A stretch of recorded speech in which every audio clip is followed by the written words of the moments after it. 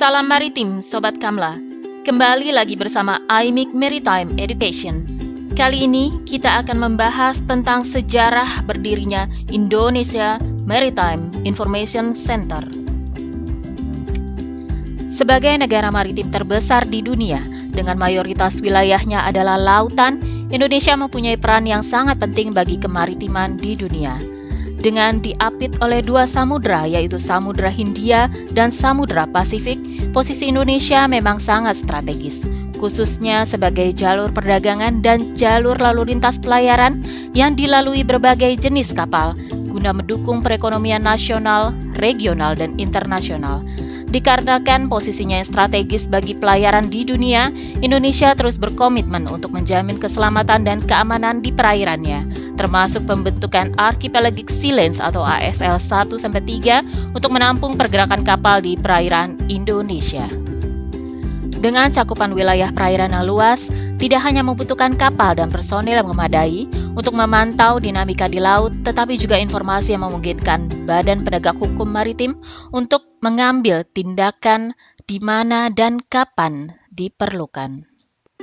Sebagai informasi, saat ini terdapat 13 pemangku kepentingan maritim di Indonesia dengan tingkat kewenangan tertentu untuk menegakkan hukum di laut, menambah kompleksitas informasi mengenai situasi maritim domestik.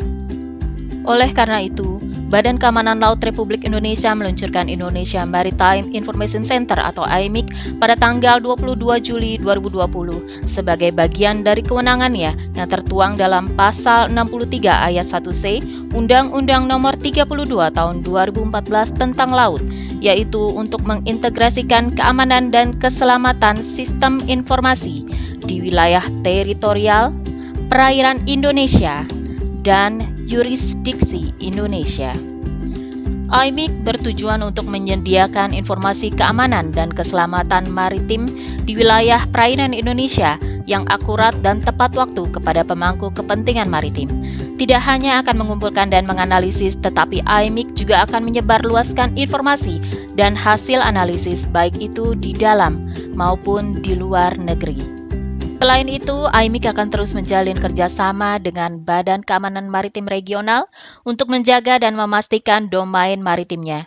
Sebagai pusat informasi maritim Indonesia, IMIC dikembangkan dengan mempertimbangkan lembaga penegakan hukum maritim serta pengguna perairan Indonesia. Adapun program yang dimiliki IMIC yaitu IMIC News, IMIC Update, IMIC Maritime Education, dan IMIC Maritime Quiz. IMIC juga menyediakan publikasi biweekly dan monthly report. Kedua report tersebut memberikan informasi mengenai insiden keamanan dan keselamatan maritim di perairan Indonesia selama bulan tertentu dengan peta, grafik, dan detail kasus untuk memberikan informasi yang akurat tentang situasi maritim Indonesia. Dengan mengetahui asal-muasal dari IMIC atau Indonesia Maritime Information Center ini, kita jadi tahu betapa pentingnya pusat informasi maritim untuk bangsa kita ini. Informasi tersebut dapat menjadi panduan untuk seluruh pengguna laut pada khususnya dan masyarakat luas pada umumnya. Apalagi Indonesia adalah negara maritim terbesar di dunia dengan posisi yang strategis bagi pelayaran di dunia. Sobat Kamla, pantau terus kejadian maritim hanya di IMIC, Indonesia Maritime Information Center. Sekian informasi yang dapat kami sampaikan. Semoga dapat bermanfaat. Terima kasih, sampai jumpa dan salam maritim.